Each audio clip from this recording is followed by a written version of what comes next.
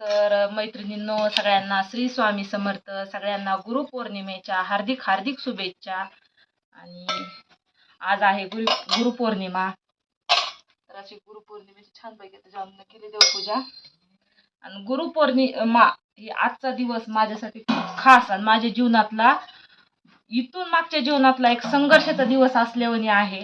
म्हणून मी आज थोडक्यात तुम्हाला सांगणार आहे की ह्या दिवशी माझ्यासोबत आज गुरुपौर्णिमेच्या दिवशी काय घडलं होतं. आणि हा दिवस माझ्यासाठी आज खरंच लय खास आहे. सांगता डोळ्यातून पाणी बी येतंय.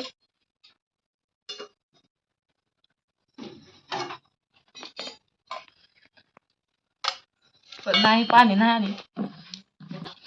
गुरुपौर्णिमेच्या दिवशी जानूच्या पप्पाने असं मी माझ्या आईकडे होते मग थोडा होता मानसिक ताण. आम्ही पुण्याहून आलेले होतात. मग थोडा मानसिक ताण असल्यामुळे मी इथून गेले होते. मग इथून गेल्याच्या नंतर ते पण आले माझ्या मागं 2 दिवसांनी. राहिले व्यवस्थित. ही थोडीशी म्हणजे ड्रिंक वगैरे केली. एक दिवस गुरुपौर्णिमेच्या आदल्या दिवशी तर भर रस्त्याला जिथं की कंटिन्यू ॲक्सिडेंट वगैरे होते त्या रस्त्याला ह्यांनी तिथं जाऊन बसले. कारण का डोक्यात टेन्शन होतं आणि टेन्शनमुळं त्यांनी सगळ्या गोष्टी म्हणजे ते एक काळ असा होता. म्हणजे त्यावेळेस त्यांना असं होतं की म्हणजे काही सुधरत नव्हतं. त्यांना असं म्हणजे मनस्थिती त्यांची व्यवस्थित नव्हती. पण ते आदल्या दिवशी माझ्या मानलेल्या भावानी, माझ्या भाच्यानी त्यांना फोन केला. आता मी कुठं जाऊ, 8 किलोमीटर घरापासून. मग मला जाता येईना झालं. मग माझ्या मानलेल्या भावाला, माझ्या चुलत भाच्याला फोन केला. मग त्यांनी घरी जाऊन आणून सोडलं. मग सोडल्याच्या नंतर मग दुसऱ्या दिवशी माझे आई वडील म्हणले, आम्ही तुला काय बोलत नाव, चालत नाव, तू असा करू नको येड्यावानी. कारण का त्यांचा मावस भाव असल्यामुळे माझी आई आरोतुरच बोलती आणि आरोतुरच बोलून घेते, आवजाव बोलून घेत नाहीत, नाही तर बोलत नाहीत. परत जानूच्या पप्पांनी दुसऱ्या दिवशी, ज्या दिवशी एक गुरुपौर्णिमा होती, सकाळी 7लाच उठून निघून गेले. आलोच म्हणले, 7लाच उठून निघून गेले. त्यावेळेस माझ्या फोन पेला पैसे होते. मग मी फोन लावला. एकच फोन माझ्याकडून घेतला. म्हणलं कुठे गेलात, घरी या की. तर नाही म्हणले, मी घरी येत नाही. मला 1000 रुपये टाक. मी 1000 रुपये टाकले. म्हणले मी घरी येतो, 1000 रुपये टाकतो माझ्याकडे अकाउंटला. मी टाकले 1000 रुपये, त्यांना टाकले. 1000 रुपये टाकल्याच्या नंतर मला म्हणले येतो आणि लगेच फोन स्विच ऑफ करून ठेवला. मग मी त्यावेळेस म्हणजे आमचं तुम्ही घरातलं सुरूच होतं. म्हणजे परिस्थिती आमची घरामध्ये त्यावेळेस चिघळलेलीच होती. आणि त्यांचं घरच्यांचं वेगळं म्हणणं होतं, माझं वेगळं म्हणणं होतं. त्याच्यामुळे माझं त्यांचं काय पटत नव्हतं. तर मग त्यावेळेस काय झालं, ह्यांनी असं मग इतका त्रास दिला. म्हणजे माझ्याच गावापासून किती किलोमीटर होता तो? 6 किलोमीटर लांब होते. मग मी 12 वाजेपर्यंत दम खाल्ला. सकाळी 7ला घराच्या बाहेर पडलेले होते. आंघोळ नाही, चहा नाही, पाणी नाही, काय नाही. झोपेतून उठले की निघून गेले. मग निघून गेल्याच्या नंतर मग मी वाटच बघते 10 वाजेपर्यंत, 11 वाजेपर्यंत असते तिथं कुठं. फोन लावते, स्विच ऑफ लागतोय. नानाला फोन लावला तर नाही. मग दीपकला लावला. मग त्याला विचारलं, इथं तिथं जाऊन बघून ये रती. म्हणला नाही ग काकू, इथं बी नाही तर तात्या. मग ह्यांनी काय केलं, मला फोन लावला. कधी भर 12ला फोन लावला. मी म्हणलं आता कुणाला घेऊन कुठं बघायला जाऊ. तशी तर मी बघायच्या तयारीत निघाले होते. नानाला फोन लावला. नानाला सांगितलं, नाना असं असं झालंय म्हणलं. पण असं काय भांडण नाही, तंडण नाही, उगाच येड्यावानी करायला म्हणलं. एक व्हिडिओ करून मला पाठवलाय, त्यात मध्ये लिहून पाठवलंय, मी असं करणार आहे, तसं करणार आहे, मग माझ्या जीवाचं काय बी करणार आहे, तुमची तुम्ही चांगलं राहा, सुखानं राहा. मग मी घाबरले.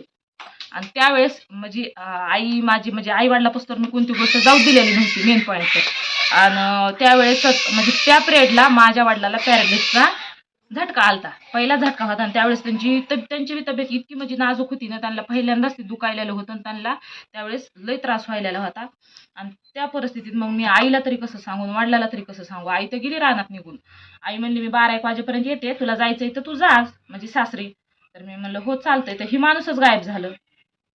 मग आई रानात, वडील घरी आराम करायलेले. वडिलाला सांगावं तर डोक्याला किती टेन्शन बसल, त्यांना काय वाटल. म्हणून मी त्यावेळेस माझ्या वडिलाला कसं सांगू, काय सांगू. मग मी काय केलं, ती मानलेल्या भावाला, तो इतका काम करून दमला होता ना, लय दमला होता, पण तरी पण त्याला जाऊन उठवलं.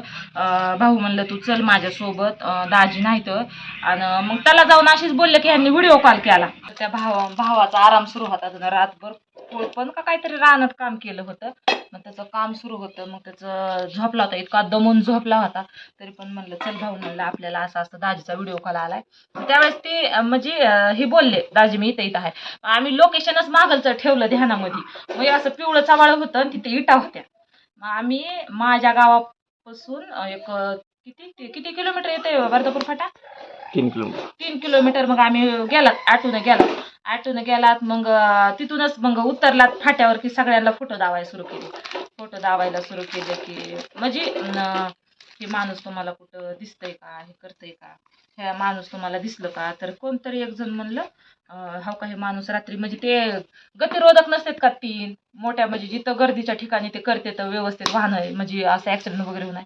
आणि जिथं ते कंटिन्यू तिथं ते एक माणूस म्हणला का रात्री इथं बसलेले होते म्हणला, पण ते तुमच्या कोणतरी गाडीवर 2 पोरं आले आणि त्यांनी टाकून नेलं. मग म्हणले रात्री दिसले हो, सकाळपासून आम्हाला कोणीच दिसले नाहीत. मग आम्ही असं लांब लांब चलत 1 किलोमीटर गेल्याच्या नंतर 1 किलोमीटर गेल्यापासून मग आम्हाला हे बघतच राहिले. ह्यांचा फोन चालू केला, ह्यांनी फोन बघत आम्ही जसं दिसताल चलायलेले तसं पळायले, आम्ही जसं दिसताल तसं पळायले. तर हे आम्हाला दिसणं झाले ना. मग एक जणाला आम्ही विचारलं की माणूस होतं का इथं झोपलेलं, इथं पिवळं चावळ दिसतंय तुमचं. तर ती म्हणे हो बाबा झोपले होते. म्हणलं काय म्हणलं तुम्हाला, मी ड्रायव्हर आहे आणि मला झोप येईल, मला थोडं झोपू द्या. बाजूवर झोपले आणि हो का आत्ता गेला माणसाच्या गाडीवर हात करून त्या माणसाच्या गाडीवर मोरी दिले. आम्ही पळतात कुठंही सांगा की आम्हाला काय म्हणतात नाही बाबा. आणि तेवढ्यात माझे वडील आम्ही घरीच ठेवले होते, पण त्यांना कुठला दम निघायला तर मी कुठं गेले म्हणून. आमच्या वडिलांना काय करावं लागतंय, त्यांची गाडी काढून गाडी घेऊन भागून आली माझे वडील. मी वडिलाला सांगितलंच नाही की मी इकडे चालले तिकडे चालले म्हणून, काहीच म्हणलं नाही वडिलाला. बाई माझे वडील आले भागून. मग दिसले की अजून वडील आल्यावर मला अजून डोक्याला टेन्शन आलं का, म्हणलं आता काय होतं की. मग आमच्या वडिलाला माझ्या भावानं मी सांगितलं की मला आबा तुम्ही लांबच थांबा, आम्ही हँडल करतात त्यांना, तुम्हाला बघून अजून पळतील. मग असं करीत मग मी पुण्याला कामाला होते. मग त्या ताईचं माझं जरा चालायचं. मग ताईला म्हणलं ताई असं असं आहे, म्हणलं काय करू, मला काही कळना झालं, सुधरणा झाले काय. त्या काय म्हणल्या ताई तुम्ही काहीच करू नका म्हणल्या, आज गुरुपौर्णिमा ही आहे, तुमच्या मनासारखं सगळं होईल, तुम्ही काही नाही फक्त चलत स्वामींचं नामस्मरण करा, बरोबर तुम्हाला दादा भेटतील म्हणल्या, तुम्ही काहीच टेन्शन घेऊ नका, मला परत फोन करा तुम्ही, नाही तर मी करते तुम्हाला. एवढं बोलून त्यांचा फोनही कट केला. मग आम्ही पळतात ह्यांच्या मागं. हे आम्हाला दिसतच नाही का, आम्ही दिसता म्हणला नाही. मग एका ठिकाणी गेले, एका हॉटेलवर. माझ्या वडिलाला सगळ्या आता ओळखी आहेत रस्त्यानं त्या. मग माझे वडील आले. वडील म्हणले, मग माझ्या वडिलाला विचारलं कुठं तुम्ही फिरायला तिकडं. सावळे मामा ते आमचे वडील म्हणले जावं थोडा रात्रपासून याड्यावणी करायला या. आणि पोरगी आली म्हणले पुढे, मी बी आलोय तिच्या मागं म्हणले, ती मला भेलाय म्हणून मी मागं थांबलो. मग असं करीत मग एक हॉटेलवाला म्हणला हो बा आता अंडा करी इथं खाल्ली या, खाऊन तुमचा जावई गेलाय मुरी. आणि मग नुसत्या मोठ्या हायवेला बसले, तर एकदम मोठा हायवे आणि वाहनं वागत आहेत आणि मस्त मांडी घालून असं करून बसले. आणि मग आम्ही दिसताल तसं पळायले. आम्हाला कंप्लीट त्यांनी 7 किलोमीटर पळविलं का नाही. हा पळविलं का नाही तुम्हीच आता सांगा. मग 7 किलोमीटर आम्ही पळलात, असं पळायला की वेगेनं असं आम्हाला लय मोठं काम आहे. पळायलात मग पुन्हा शेवट अखेर म्हणजे आम्ही चालतो. मग पप्पानं काय केलं, म्हणजे माझ्या पप्पानं दिसले की लगेच अशी गाडी फिरवून त्यांच्याजवळ दाबली, पटकन जाऊन गाडी दाबली. ह्याने लक्षच केलं नाही पप्पाची गाडी आली म्हणून. ह्याला वाटलं आम्ही दोघंच पळायला, तर आम्हाला बघते. पण पप्पानं जाऊन गाडीनं तिथं अडविलं. तिथं अडविल्यापासून किती नाटक केला होतं, किती नाटक केलं. परत आम्ही म्हणलं चला तुम्हाला आम्ही धनेगावमध्ये नेऊन सोडता, धनेगावमध्ये राहतो मी व्यवस्थित, मी येते उद्याच्याला, माझ्यासोबत काय नाही तर घरी चाला, मला घरी नको. माझे वडील म्हणले तू घरी बी असा येऊन की अजून जर केला असतं म्हणजे मी पोलीस स्टेशनमध्ये टाकतो. मग मी काय करू म्हणले, माझं दुखायलंय, बायको राहणार आहे, माझं लिकरू एकटं तुझ्या मागं कुठं पळून काय करीन म्हणले. मग असं करीत नाही मला पोलीस स्टेशनमध्ये नको, मग मला यायचं नाही तर मग माझा भाऊ म्हणला बरं तुम्ही येऊ नका, दाजी म्हणला चला मी सांभाळतो तुम्हाला, माझ्यापेक्षा चला. तर नको अंगात तराटा होता, नको. असं करीत मला इतका राग यायला काय सांगू. गुचांड्या दिल्या म्हणजे माझा रागच कंट्रोल होईना झालं. आणि हे बरं कोणतं मत बी मांडीना झाले तर की बाबा माझ्या मनासारखं तू असं वाग, नाही असं वाग. चुकी यांची होती ना, चुकी माझी काहीच नव्हती. चुकी होती त्यांना मानसिक ताण होता. ती आहे अजून, त्याच्या मागं लय मोठी स्टोरी आहे. ती मानसिक ताण होता म्हणूनच त्यांना थोडंसं त्याचा लोड झाला. आणि त्यांनी त्या डिप्रेशनमध्ये गेलेले होते त्यावेळेस. मग असं करीत करीत करीत मग आम्ही जिथून हॉटेल मग गाडी थांबवली माझ्या वडिलांनी म्हणले चल तुला मी धनेगावात नेऊन सोडतो म्हणले, तुझ्या मायबापापाशी सोडतो म्हणले, बाबा आमच्या दारात आम्हाला सुखानं खाऊ दे, आमच्या मागं भोग लागला. बाई ह्या माणसाने मग गाडी थांबवल्यावर तर तिथं सुद्धा अंग टाकून दिलं, दादी मला कसं तरी व्हायला सोडा. माझ्या वडिलाची तर एकदम तब्येत गळून गेल्यावर झाली, माझ्यावडी धरतेत उचलीतेत माझ्या वडिलाला बी राग आला लय, पण करतेत काय. आणि मग नंतर त्याला पुन्हा ती वाहन पण घालविलं. मग घालविलं तर घरी घेऊन चाललं तर मोहरून 10 टायरी गाडी होती.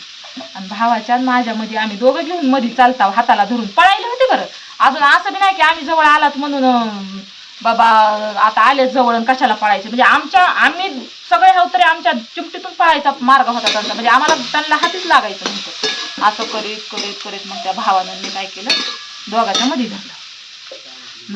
धरत मग आम्ही निघाला आता घराकडे रिटर्न निघाल्याच्या नंतर मग पुढून आली 10 टायरी गाडी. मग आम्ही आता मोठा हायवे आहे लातूर अंबाजोगाई रोड, मग आम्ही दोघाच्या मध्ये घेतलं मोहरून 10 टायरी गाडी येते आणि दोघाच्या मधून कळती हाणली. म्हणजे आता ही मध्ये आहे, मी इकडून आहे, इकडून गाडी आली, इथं 10 टायरी गाडी आहे आणि इथून थोडा इतकाच कट राहिला.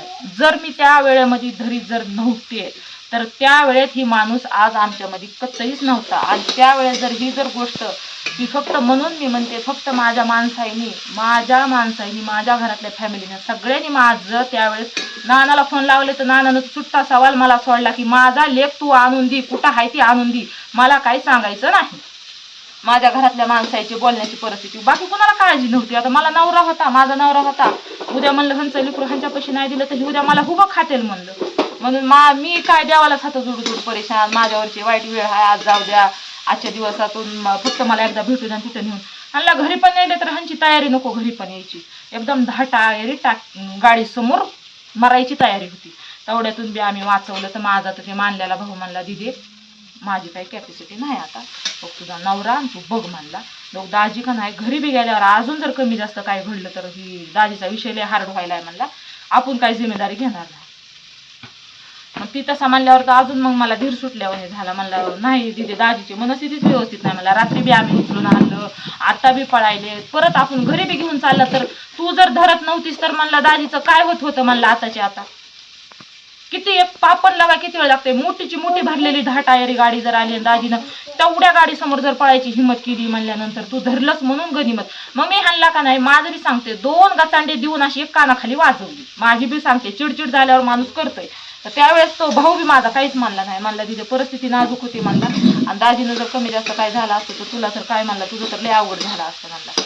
आणि मग तेवढ्यातून धरलंच पुन्हा, त्या गाडी गेली निघून धरलं आणि मग पुन्हा नंतर एका पेट्रोल पंपावर जाऊन बसला की मग वडील म्हणले आता काय करायचं कसं करायचं. मग आमच्या तिथून घरी नेता निर्णय बदलला, नाही बाबा म्हणले घरी गेल्याच्या नंतर बी हे काहीतरी असंच करीन म्हणले, आपण काय करू म्हणले ह्याला नेऊन सोडू. त्यावेळेस माझ्याजवळ पैसे नको होते, ते त्यांना 1000 रुपये सकाळीच टाकले होते मी. मग काय करू आता, इथपर्यंत माझ्या माहेरावरून इथपर्यंत यायचं म्हणलं तर 1000 रुपये भाडं लागले.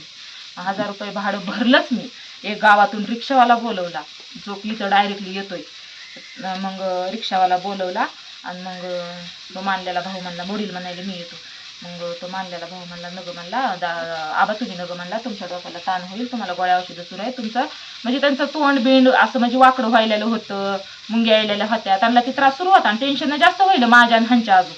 मग मी वडिलाला घरी धाडलं आणि मग ती मानलेला भाऊ म्हणला दाजी आबा मी आणि दिदी जातो आणि सोडून येतो. बाई मग आम्ही म्हणलं का नाही धनेगावला जायचं का, तर हो जायचंय. मग आम्ही काय केलं, त्यावेळेस हॉटेल सुरू होतं. मग हॉटेलवर सगळे होते. मी फोन केला नाना म्हणलं मी आले ह्यांना घेऊन, मला काय हॉटेलवर जायचं बाकी तेवढं सांग. आता गुरुपौर्णिमा दिवशी नेमकं झालं असं त्याच्यामुळे ही माणूस आमच्यामध्ये आहे असं मग सांगायले ना. तर मी सोडलं ह्या माणसाला 1000 रुपयाचं टमटम करून आणून सोडलं. त्यावेळेस सोडल्याच्या नंतर माझं सासरे काय म्हणले मला, आता तू आमचं लेकरू सोडलंच ना आणून चल हाल म्हणले तू आता. मग मी हाय या पावलानं रिक्षामध्ये बसले निघून गेले. तर म्हणजे गुरुपौर्णिमेच्या दिवशी माझ्यासोबत जी घटना घडली होती इतकी बेकार घटना होती, पण त्या संकटातून मला देवाने बाहेर काढलं, माणसाने अजिबात काढलं नाही.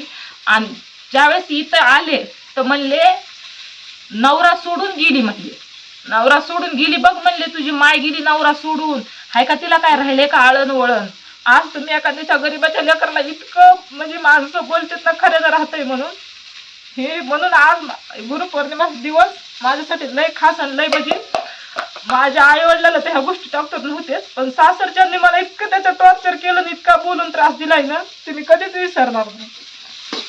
समजून घेतलं नाही कोणीच थोडक्यात मला. तर सांगण्याचं तात्पर्य असा होता माझा आजचा गुरुपौर्णिमेच्या निमित्तानं की आई वडील तर आपले गुरु आहेतच. आपण आई वडिलापासूनच आपलं म्हणजे आपण आई वडिलापासूनच घडलात, शिकलात, सवरलात. आई वडिलांनी ही जगदुनिया दावली म्हणून आपण बनलात. पण आई वडिलाच्या व्यतिरिक्त जे संकटाच्या काळामध्ये आपण ज्यांना हाक मारली मनापासून आणि जर आपल्याला वाटलं की हे धावून आलेत, हे जसं म्हणजे मनाला एक आपल्याला एक अनुभव, तसं आज गुरुपौर्णिमेचं मी जसं त्या दिवशी मला एका ताईनं सांगितलं, मी कंटिन्यू श्री स्वामी समर्थ नामस्मरण करत राहिले. त्या संकटातून मी अलगद बाहेर पडले. म्हणजे ती संकट माझ्यासाठी एक मी स्वतः खेटलं होतं म्हणजे मला लय मोठं वाटतंय मला आज माझ्यासाठी.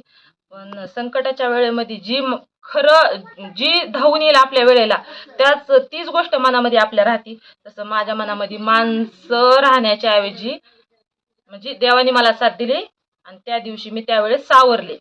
एक थोडक्यात म्हणजे उदाहरण विचार जर बारीक गोष्टीचा जर मी केला ना तर जी मला अनुभव आलाय त्या गोष्टीवर मी आज तुम्हाला हे गुरुपौर्णिमेचं एक माझ्यासोबत त्या दिवशी जी घडली स्टोरी थोडीशी म्हणलं मन हलकं होण्यासाठी थोडी टाकली म्हणजे सांगितली मी तुम्हाला. कशी वाटली कशी नाही मला नक्की कमेंट बॉक्समध्ये सांगा. म्हणजे माणसाच्या जीवनामध्ये काही संकट आलेले असते, त्या संकटातून माणूस खरं कोणतं आणि खोटं कोणतं कळून जाते. मग आपलं कोण आणि परक कोण हे बी कळतंय. आपलं कधीच नसतंय, परक आपलं असतंय पण आपलं परक होतंय त्या वेळेमध्ये, ते आपलं नसतंय. ही मला कळून चुकलंय माझ्या जीवनात, हे अनुभव आलाय मला. कारण आपण किती बी पळा कोणासाठी काय उपयोग नाही. पळणं हे बंदच केलं पाहिजे. मला तर असं वाटतंय अनुभव घेतलाय म्हणून. आणि आता मी तर ते सोडलंय, प्रत्येकासाठी पळणं सोडलंय. आलात तर यान, गेलात तर जा, आता ही धरले. पटतंय का तुम्हाला?